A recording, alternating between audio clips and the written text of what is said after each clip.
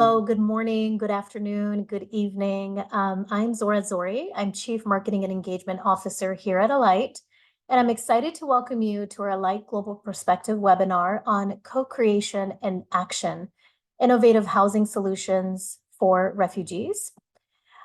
Please note that today's webinar is being recorded, so no worries at all if you need to step away from your screen for a moment. Following the webinar, we will be sharing a recording as well as any resources that we're citing throughout our time together today. Let me quickly share what you can expect during our session today. First, I'll provide a brief overview of Alight, especially for those of you who are new to our community. And then we'll introduce today's topic. We'll dive into the panel discussion segment of the webinar, followed by a question and answer segment. And then finally, we will wrap up by discussing how you can stay engaged and what to expect after the webinar. Before we dive into today's program, I'd like to quickly introduce today's speakers. Please help me feel welcome Scott Austin Key, CEO of Every Shelter, Michael Murphy, founder and CEO of Michael P. Murphy Studio, and the Thomas Vinchulet Chair of Architecture at the Georgia Institute of Technology. We also have with us Dr. Richard Benton, IT Manager at Ecolab, and Ayan Hassan, who is Grants and Business Development Coordinator from the Alight Horn of Africa team. Now, you will all have an opportunity to learn a little bit more about their work and about them on a human level as well. And for any of you that have missed my introduction, I'm Zora Zori, Chief Marketing and Engagement Officer at Alight, and I will be your guide for this session today. So a little bit about Alight, formerly known as the American Refugee Committee and recently rebranded to Alight, very purposefully, to reflect on the abundance and optimism in all of our journeys as human beings. We are very, very happy to welcome you to the Alightosphere and to have you as part of our wonderful global community. At Alight, we do a number of things, but one of the most important is serving as an industry leader to elevate the standards of what it means to be a human-led and human-oriented organization. As you're aware, the challenges we face are pretty significant in the world. We are witnessing some of the highest levels of movement on record as it relates to displacement. In fact, 1 in every 73 humans on this earth are on the move. Over 110 million people worldwide have been forcibly displaced due to persecution, conflict, violence, climate change, and for many other reasons. And so through these webinars, our goal is really to bring in perspectives to the forefront and not only to spotlight leaders we work with and are inspired by, some of whom you'll hear from today, but to also elevate the voices of those who have been directly affected by displacement and those who are closest to them so that their perspective is heard. It is really, really meaningful work that, of course, deserves everyone's attention. And just a little bit more about understanding Alight and our vision and our mission is that our programming and interventions aren't just about what we do, it's really about who we are.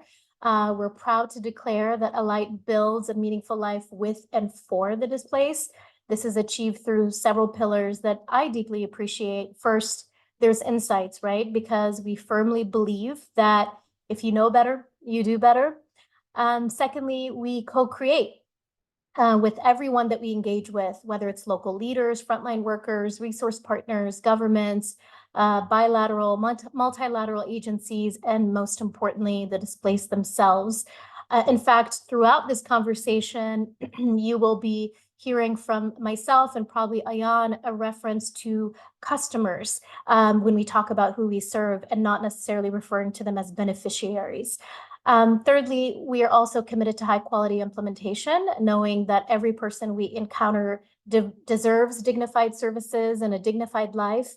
And that's really what we strive to provide. And finally, we have a pillar dedicated to partnerships with diverse stakeholders to build a more informed and localized perspective. As we dig into co-creation, some of you who are probably newer to the terminology are probably wondering what it means. Well, it's at the heart of Alight's work. And the way that we define it is it's an approach that really does involves giving trust and space and time and choice and power to the displaced individuals we serve, allowing them to influence and to guide and to shape the way forward. An example of co-creation might be something like when we worked in Ukraine, or when we worked with Ukrainians that were displaced by war. Very recently, we worked with partners like Airbnb to provide dignified and accessible housing options. This enabled mothers and children to choose temporary housing solutions that met their unique family needs, giving them a chance to breathe and rest comfortably as they navigated through their next steps. And now I'm thrilled to welcome you to this special webinar where we have an opportunity to engage with these diverse partners and stakeholders and influencers and friends and allies of Alight. It's important to hear their unique perspective because it helps us to really bring co-creation to life in an interesting way. We will specifically be delving into how housing solutions co-created with displaced individuals can achieve long-term success because they're designed with and for them from the very beginning. And with that said, we are actually going to just dive right into our first question. And this one I will address to all of our panelists as a way for us to get to know them a little bit. And so as we're talking about innovative housing solutions, I wanted to share that one of our fundamental human experiences or essential human experiences at Alight is tied to the safety of house and home. So I'm curious from all of you, Michael, Richard, Scott, and Ayan, sharing what you consider home.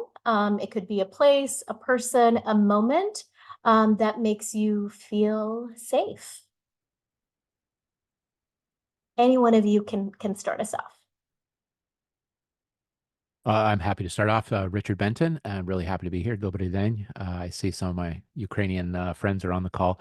For me, I've been thinking as a fifth generation immigrant to the United States. I'm grateful to be here in the United States, and I've lived many places in the U.S. and Minnesota is really home. I've been here almost as long as I've been anywhere else. When people ask where I'm from, that's the answer I give right away, as I'm from Minnesota. And if they're from Minnesota, then I have to say Egan. So because that makes a big difference here, which side of the river you come from. So I'm grateful to be a Minnesotan today. I can jump in. I grew up in a military family, so we moved every few years, and it's funny. My wife grew up in the same tiny town in Texas her whole life, and so we have very different kind of senses of home. And for me, it's being with my family, just in a safe, stable place. I have a 6-year-old and a 9-year-old, both daughters, and yeah, being with them is what makes me feel safe. I'll jump in next. Hi, everyone. My name is Ayan. Yeah, for me, home is a place where I feel safe and secure, where I have loved ones around me and memories are created. I always connect with migrant children because being a migrant myself, and being displaced by war when Somali was in war, I always find myself very much drawn to children that are displaced, either by droughts or floods, or displaced by even war or conflicts, living in IDPs in Somalia.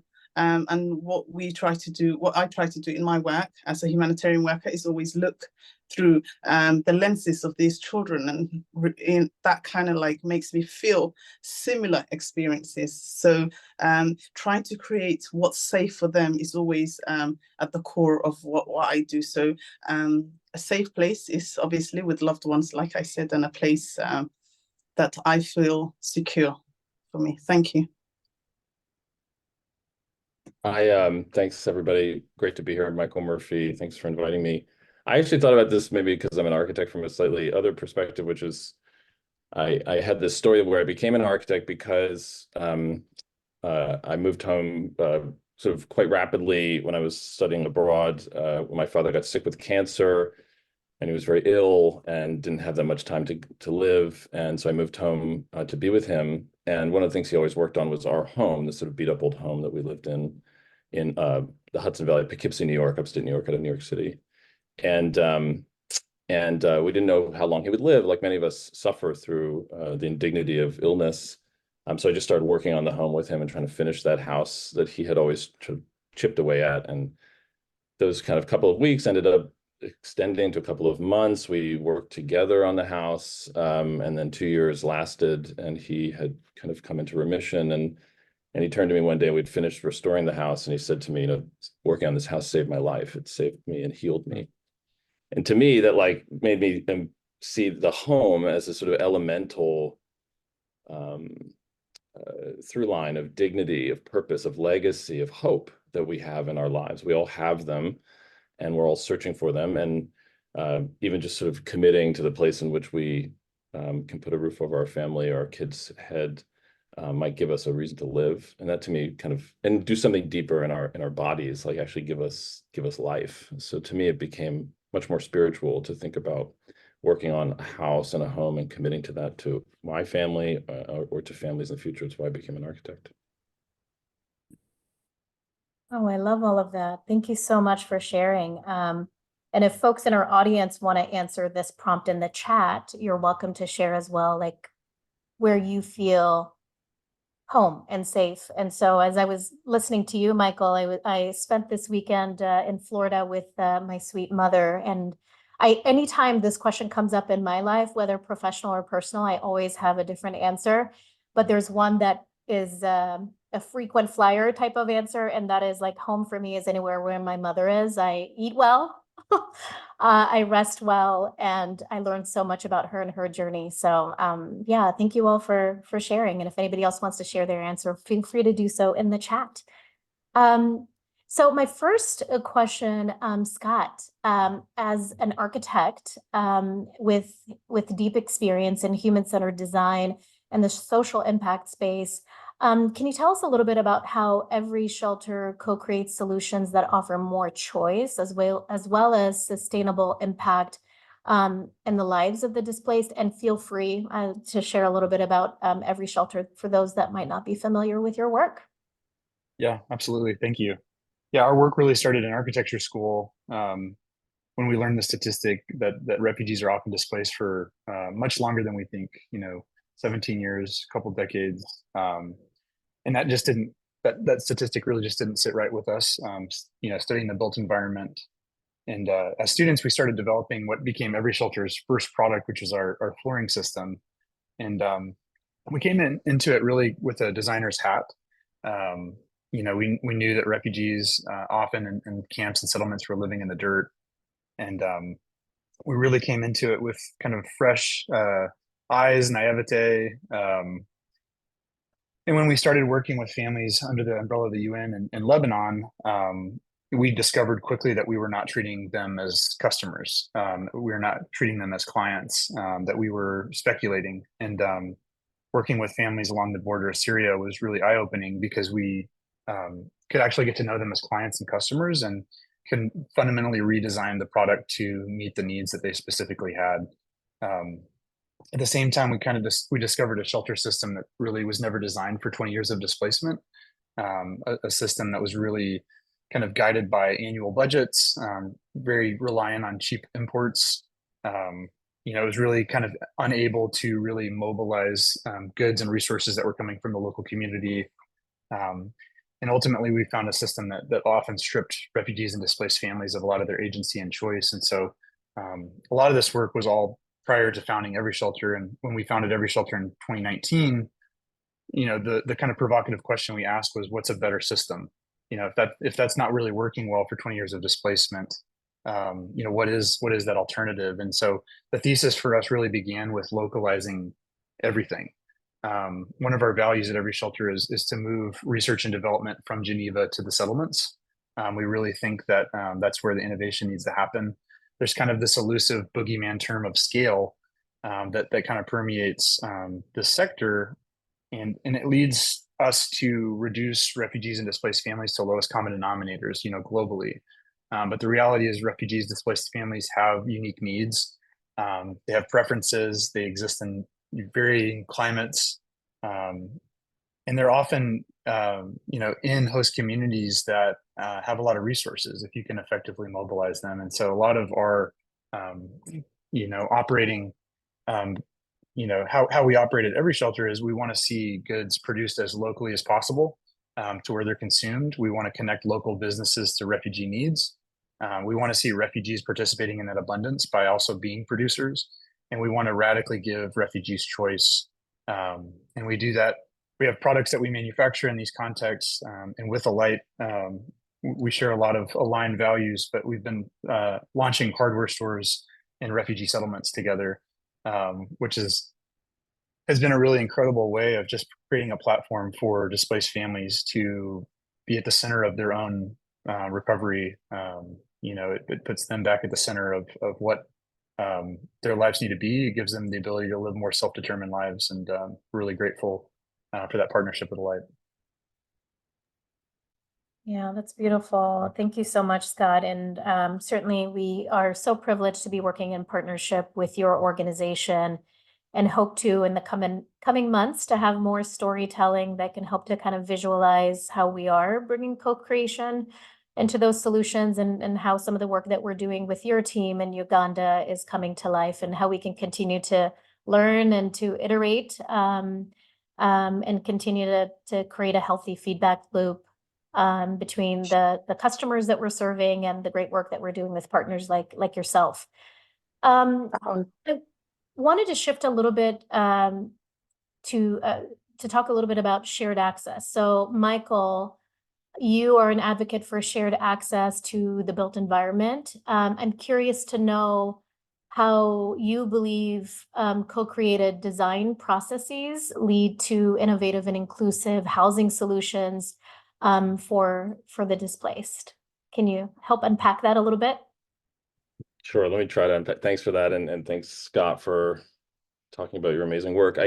I think there's a really key element that Scott was mentioning, which I love the hardware store idea, that if we can be, and if we as residents, either temporary or semi-permanent residents, can participate in the construction or creation or adaptation of the places in which we take shelter, the sense not of only of dignity construction, but of agency and a sense of ownership or protection is inherently embedded within the confines of the materials in which are surrounding us as a family, or as a community. I think that's a really powerful notion. It's sort of what I was mentioning with even just working on my own home. It became ours in a way. Even though it was an old home that we were really just stewards of. I would say we don't own the home anymore. Actually, it was sold. And so I think we're always, as residents, temporary stewards of a place. And that might be 20 years, it might be 5 years, it might be 30, 50 years, but we're still handing it off to another family or another community in the future. And so we have to think about that time horizon, and how we capture the most agency we can within it, and also how, by making it our own. And then the second piece is also how we own it in a different way. And this is where I'm particularly interested in how we might think about housing, but temporary and semi-permanent housing in the future, is how we shift our understanding of property and ownership to be in more of a sort of like community trust-based model of ownership.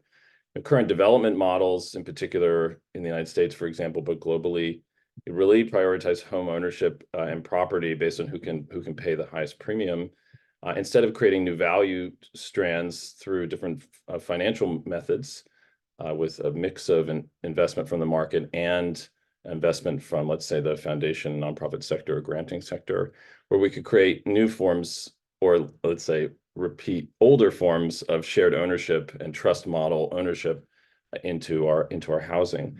The classic move in gentrification in particular neighborhoods in the US is, neighborhoods change, and the people that have been stewards of those places and made those neighborhoods safe are forced out. We all know that story. How do we resist that kind of trend? We're making those folks have ownership, even in small amounts, through the changes that they allow to occur, to create value and to benefit from that value. So I think home has always been, or shelter has always been, property has always been a value creator, a flywheel of inherent and residual value. And one of the challenges we face in the housing sector is how we can allow that value to be captured by those who are the stewards of that in a more appropriate way. So shared ownership, shared access, shared property, I think is the next hill to climb in our sector, and certainly something that I'm looking and working on in the US in particular on trying to find new solutions for. Well, we would love to follow your journey on that as well, to uncover what solutions you are finding. I loved a lot of what you shared around trust ownership and value creation. So certainly there's a lot of different components of these, what we call at Alight, as I mentioned earlier, essential human experiences is one, and along with safety and education and access to a lot of other resources, certainly this home factor is one that creates that personal value, and is incredibly important. You also mentioned, and I will pivot to Richard to help learn a little bit about his perspective, but you had mentioned about investments from different sectors. So Richard, I'm curious from you, with your experience in humanitarian work and the private sector, specifically around operations, I'm curious if you have seen private enterprises or how you've seen them serve as a resource for co-creating housing solutions. And with this, have you seen any emergent technologies aid in the process? So kind of two questions in one for you.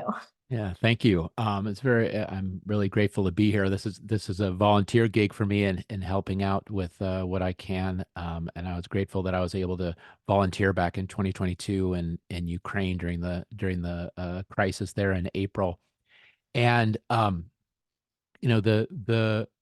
I went over there to Poland, to Krakow, because I speak Russian and Ukrainian. It just happened that I worked at Ecolab here, which is based here in St. Paul, Minnesota, and when I visited the refugee processing center in Przemyśl near the border, one of the big problems they were facing was dirty blankets. People have been great at donating blankets, but what happens after they've been used a couple times? And there are literally tons of dirty blankets. And Ecolab happens to be in the laundry business, and I talked to Ula Palka, who is the office manager at our Krakow office. It's a global company, who put me in touch with someone in textile care, who connected me with someone in one of the Ecolab's customers, who had the facilities and the transportation to help with the blanket potential blanket problem, potential for spreading disease, potential for causing problems, was able to find a solution. And one of the great things that I've seen and discussed with Igor and others is, what kind of resources does the private sector have that could be contributing to solutions that, who haven't been asked. That was a wonderful opportunity. And the technology that we used was WhatsApp, and then the other problem that was being faced was I got to be a fly on the wall as eager to talk to someone working with an organization that was self-consciously interfaith in Poland, which is really wonderful as a predominantly Catholic country, organization that works self-consciously with Jewish and Muslim people to say two of our big problems is housing disabled people and non-white Ukrainians. What do we do? And the technology that they used was Airbnb, the technology that was already existing there. So in the IT space, we often talk about human-centric design. And when we build things and we design things, it's always who is the end user, we call them, and who's going to be using this thing. But technology doesn't work on its own. There's always two pillars. There's processes, people, and tools. So you have to have the processes and people in place for this to work. And so when I first arrived at Krakow with my daughter, we went around to the places that were already offering shelter.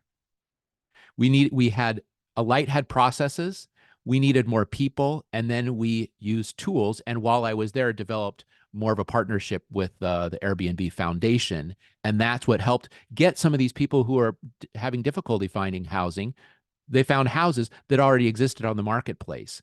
And it was a great partnership. Airbnb as a private, a private company with a philanthropic arm, but also Ecolab, which did not work with other than offering my time to Alight, did not offer any philanthropy, but connected with customer who then worked with us. So there were some great opportunities that were created. And also, we worked a lot with Kuja Kuja, who is able to use that technology to gather. But again, human-centric design is let's make it super easy for people to use.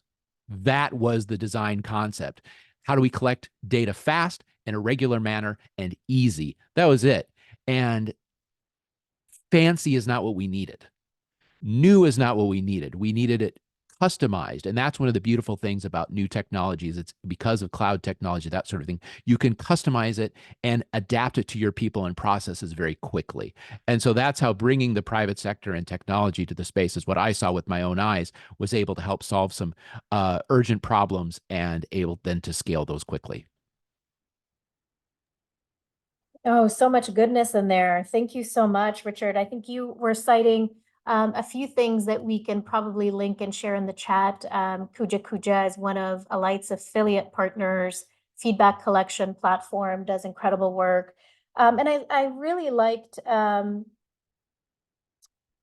your notion of accessibility and ease of use. I think sometimes in situations, especially the example you gave where there's emergencies, I think the one of the least favorable things that people who are impacted by that emergency really want to navigate is the onboarding to a new tool. So the use of WhatsApp, the familiarity with that tool must have made navigation and connection easier.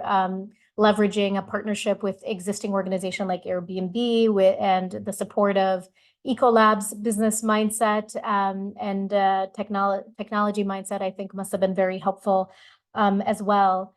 So very interesting. And I wanted to pivot over to my colleague Ayan with our Alight Horn of Africa team to talk a little bit about a really special initiative that we have in Digali, and give us some updates on where we are around meaningful outcomes from that project and how it relates to the strength of customer co-creation as we're looking at building housing solutions in Somaliland. So Ayan, I will hand it over to you. Thank you, Sarah. Yes, so I will first, I think, before I dive into your question, just give an overview of what Digala is, because some people might not be familiar with it. Digala is an IDP camp situated near the airport of Hargeisa in Somaliland. The people of Digala are displaced by climate change. So their assets and livelihoods have been destroyed, and they've been forced to leave their area of origin. They have no place to return. So therefore, they need new skills to adapt to urban living conditions. They also need climate resilient housing and sustainable livelihood. Alight has established successful partnership with the local government of Hargeisa, which is committed to contributing substantial funding to the new settlements, provision of free land, as well as construction of roads that connects Digale to the fold of the city of Hargeisa. There are a number of private companies and businesses that are supportive and have pledged contributions to the project. So the project has huge buy-in locally.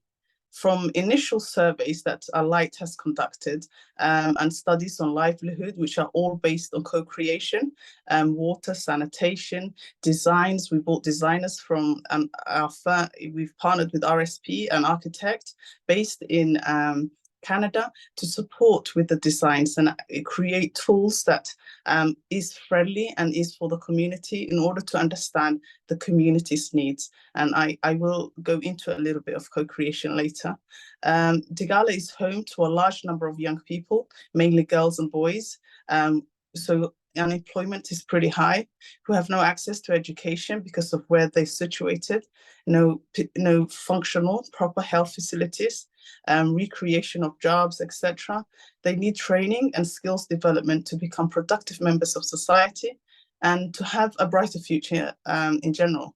Thus, our mission in Alight is to develop a housing solution that is holistic, climate resilient, based on the needs of the customers. Here, I think Zora explained customers are our IDP. Rather than calling them refugees, we call them customers because we are here to serve them, which has the involvement of engagement. So the project has the involvement and engagement of the Somaliland community at a large in terms of fundraising. So there is real commitment from locally, and I've mentioned this, from pledges from the government as well as the businesses. Alight is also engaging multi-donors to complete this project that will house over 800 homes. So if I go into a bit of, so back to your question, particularly the involvement and the meaningful outcomes that we are looking, especially the strengths of co-creation, although this project is at the initial stages, but the community consultation process has been extremely valuable to us at Alight, but also to convey the message to this community that we are here to serve them. And I think for most of them, this is the first time they have been able to voice their needs as an NGO, to an NGO. We were also intentional about talking to the community members in the groups. So during our co-creation process and the tools that we have designed, we've segmented the people. So we put the women groups together, we've put young people together, we've put elderly together so that we can get the needs of this community from their lenses. That allows the individuals who wouldn't normally speak up a chance to share their thoughts, their specific needs with respect to cultural norms. So it's always important to understand the cultural norms and to learn from the community about their hopes, their desires of what is a home. Earlier on, that question of what is home, to everyone it might be different. So for their surrounding communities, how this will be seen, how they see their future is vital and pivotal to the work that we did with Digale. So Digale is different because we are seeking to construct a community that's resilient, climate conscious, which has the input of everyone, the wider community. The business is led by the leaders of Hargeisa, it's led by its community. It's within Digale, they have their own structures, so respecting all those structures. So to conclude this question, Zora, I would say customer co-creation is a catalyst for transformation. It holds the power to change for our organization and our customers by creating space for co-creative solutions with people. Lived experience are elevated to be designers, to be storytellers. They guide the decision makers for the betterment of their own lives and their futures. So leading to solutions that bring about connection, purpose, and self-fulfillment, which ultimately empowers community. So that's the vision that we are trying to go for. So I think I'll stop there. Thank you, Ayan. I'm curious, I have a couple of other questions, and I know that we did receive some questions in advance from our audience. I might share those in just a moment. I will plant a seed with you, Scott. I would love for you to share a little bit about some of the innovative ways that your Shelter Depot project is engaging audiences and displaced communities where they can't afford some of the materials, how you're engaging and creating avenue for them to be not just customers of the Shelter Depot convening space and building, but also those that are helping to be part of the day-to-day management of it, and finding ways of kind of earning some of the supplies if they don't have the monetary means. So I'd be curious about that. But there is a question in advance of that I think Richard and then Scott will ask you to chime in on, and then Michael, I've got a couple of things for you. But a question that came in from our audience is, as one of the major challenges facing the shelter cluster coordination, it's noted as the cost of housing. The question is, can co-creation address this concern of shelter cluster coordination? For context, for those of you that might not know, shelter clusters are interagency networks managed by entities like the UNHCR, and they're meant to coordinate governmental and INGO support and resources during humanitarian response for the displaced. So can shelter cluster coordination and co-creation kind of intermingle? I'm curious for your thoughts on that, Richard, and then certainly anyone else that wants to chime in, including Scott. I think this might be one you're interested in too. Yeah, I'm happy to jump in. Thank you. For me, what I've seen is I'm not an expert in the area, but what I've seen is, involving governmental and non-governmental organizations, but I've seen the private sector as holding a lot of resources that are very helpful, and already has been mentioned, sourcing local materials.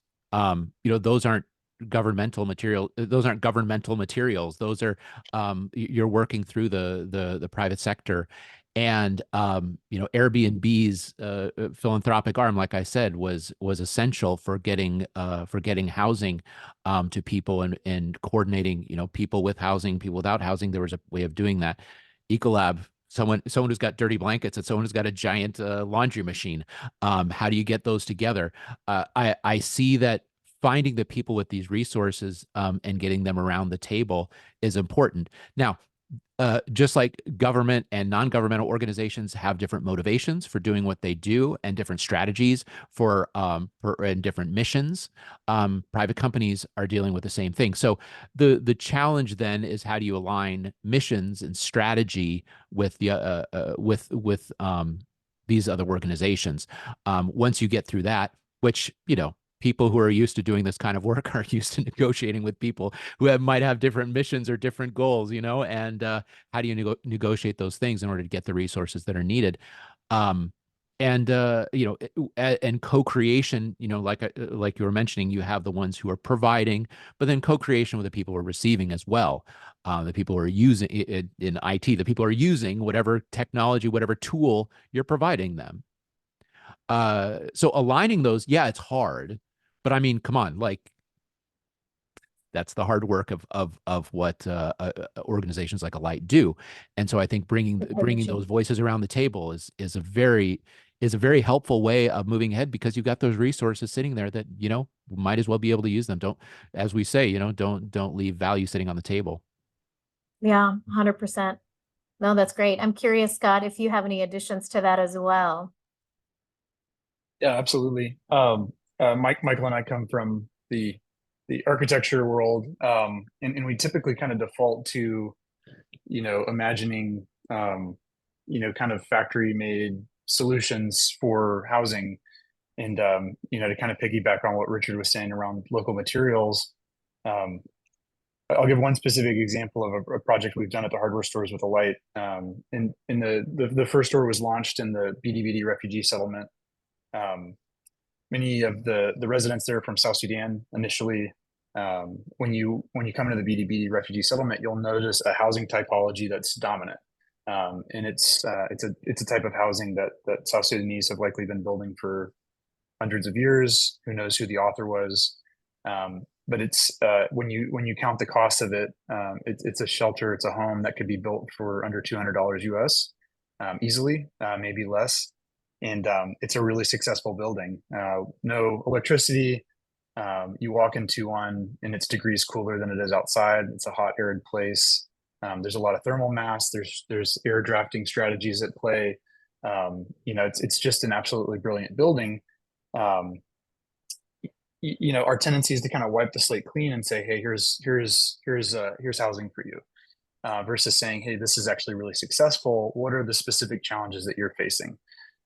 In this context specifically, there was a lack of many of those materials now, eucalyptus poles, grasses for the roof.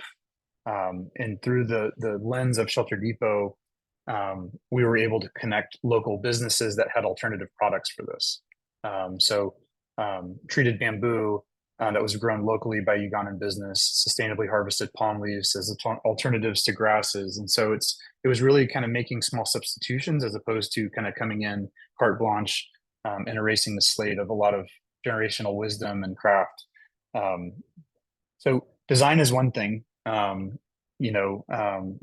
to question that Zora asked specifically, those things need to be paired with kind of innovative financial mechanisms. And so we get a lot of customer demand for things like installment payments.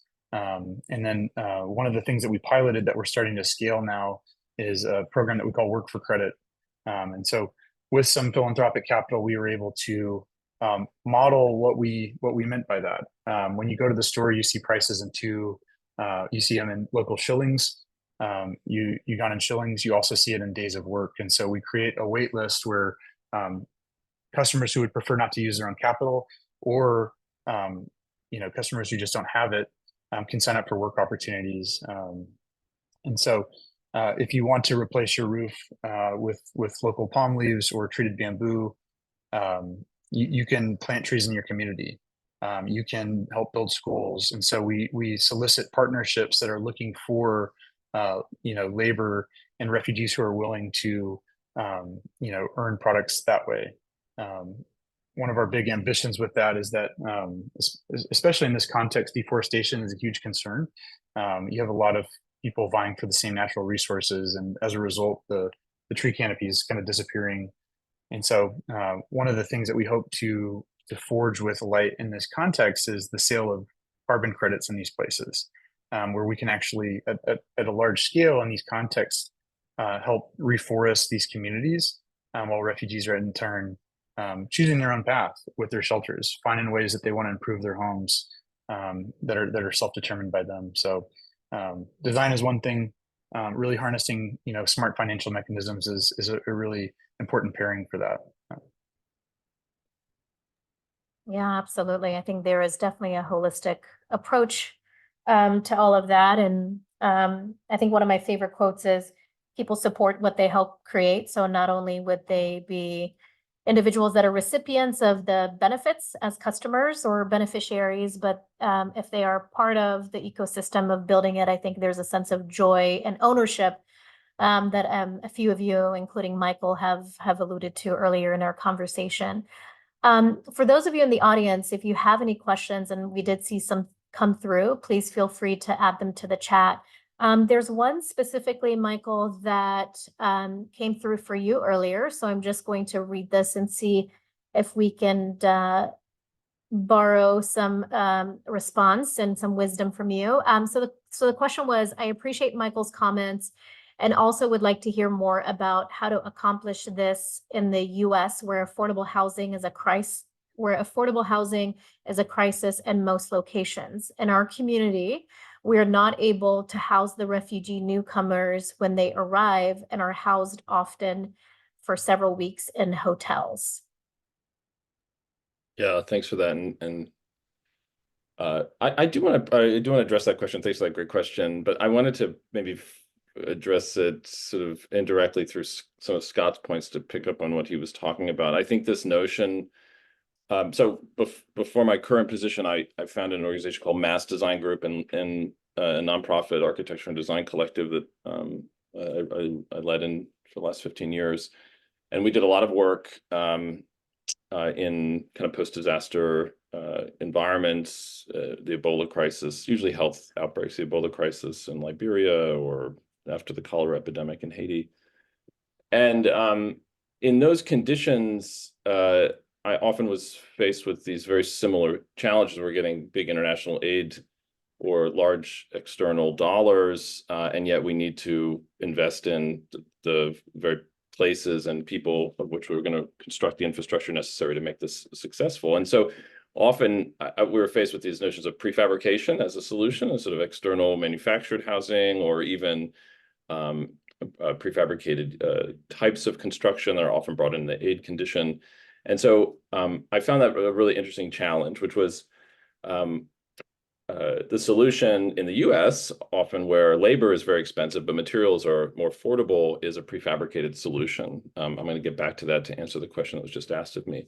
But in a condition of an emergent economy or a response economy, It's an inverse economic condition where labor is very affordable and materials are expensive. And so why we're using a different economic structure of materials and labor and deploying it on conditions which actually we need to be investing in jobs and local material economies, we have to change the way we operate. So Scott's strategies and solutions are very much in line with what we had theorized is what I call, instead of a prefab solution, a low fab solution, a locally fabricated solution.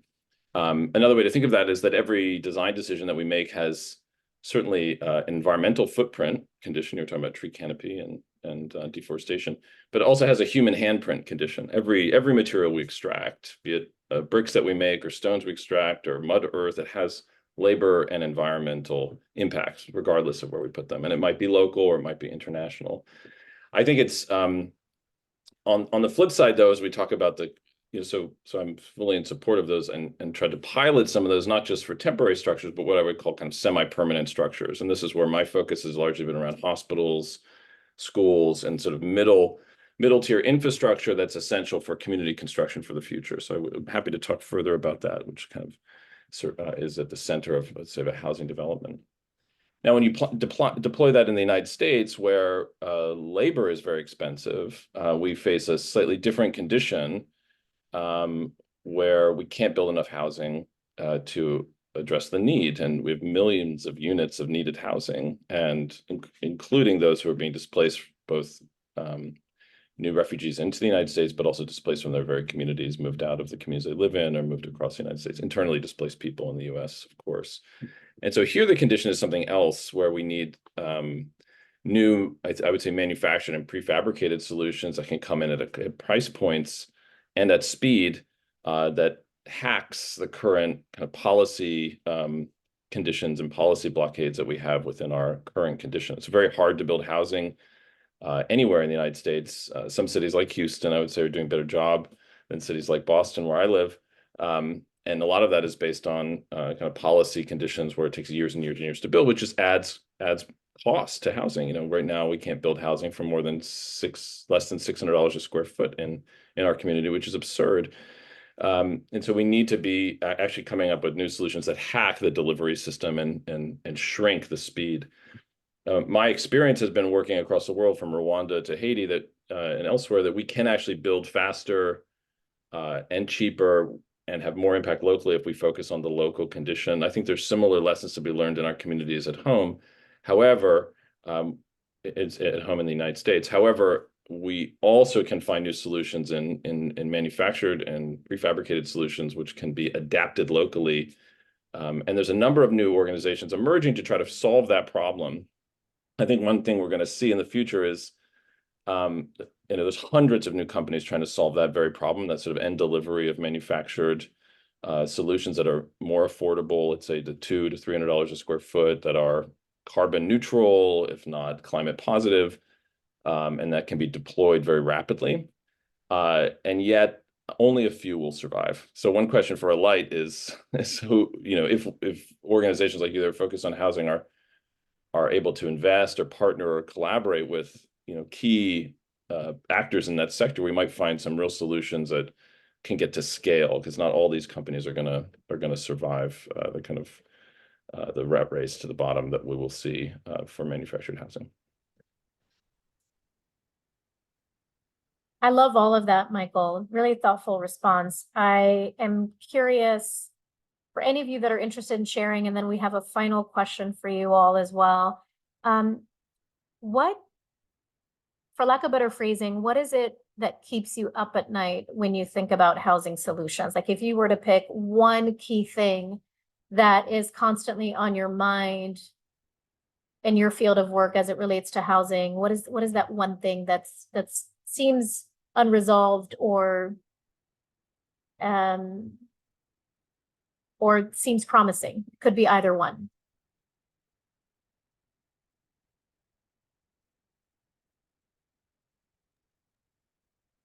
Yeah, go ahead, Richard. Yeah, I can just, as the least expert in this field, but just the NIMBY aspect is what I see. I had a very ugly conversation with a local Polish person at one point about all these Ukrainians coming in here. You hear it in the United States, you hear it in every country. What are these people doing coming here and getting all this free stuff? That's without co-creation, without local sourcing. Um, the people are going to be in the neighborhood with these people, whatever voice we can give them. I think that's also important, in a welcoming attitude. And we know this in the United States, who's willing and eager to bring in refugees, but who's willing and eager to live next door to them, or to have them in their basement for a while or in their spare room for a while. It's a different question.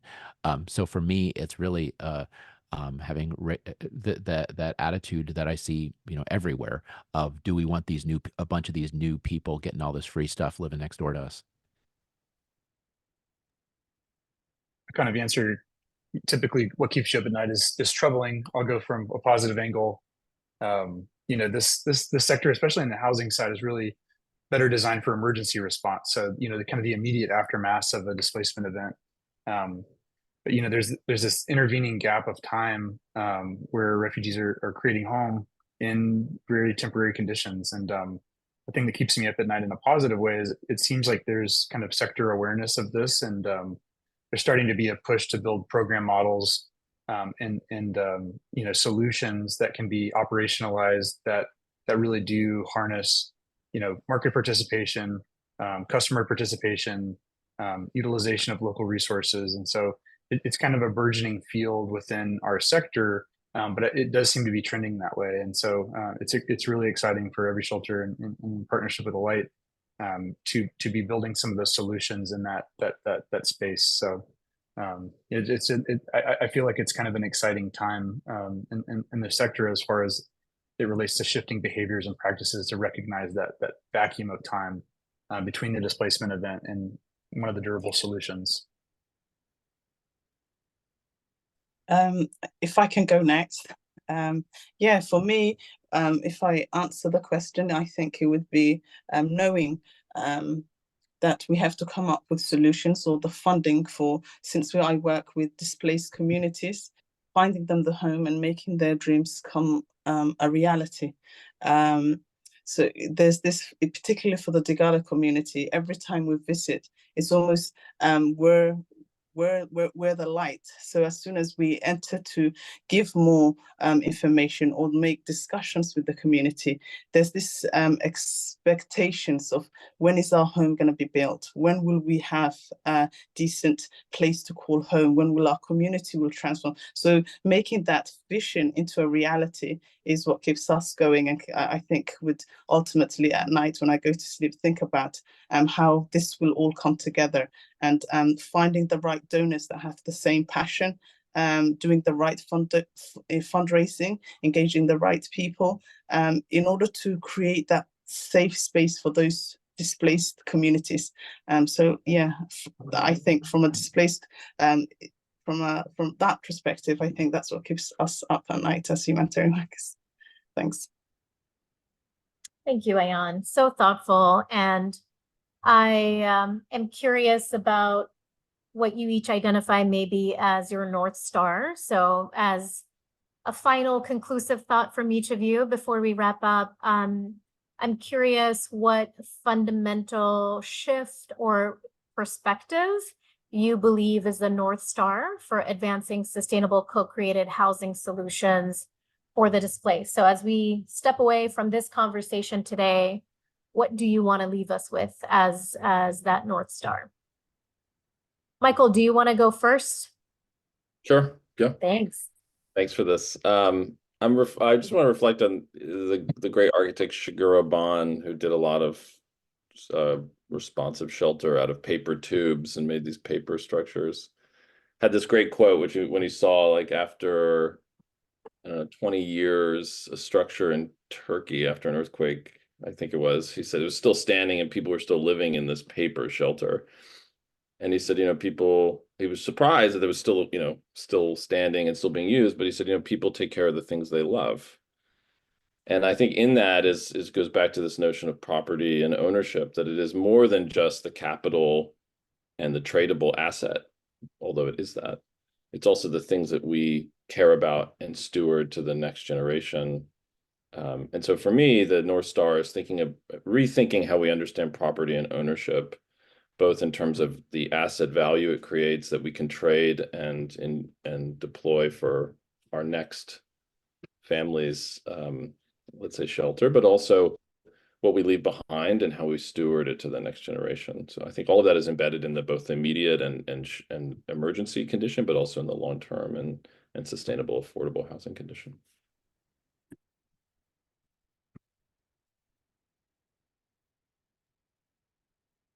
Ayan, would you like, or Scott, I see you coming off mute. Would you like to share? Yeah, I can jump in.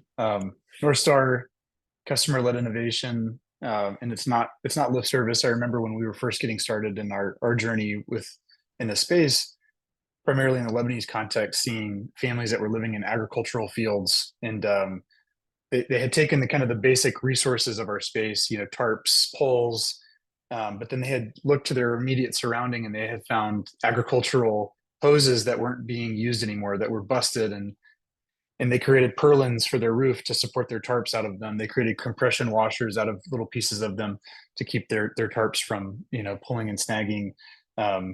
So it's customer-led innovation, not as a lip service, not just as a value, but because that's what works really well. Necessity breeds innovation, and you see families and individuals doing just absolutely inventive, creative things, and you find those things, and if we can create strategies and platforms that can avail those solutions and strategies to their neighbors, that's a good system. So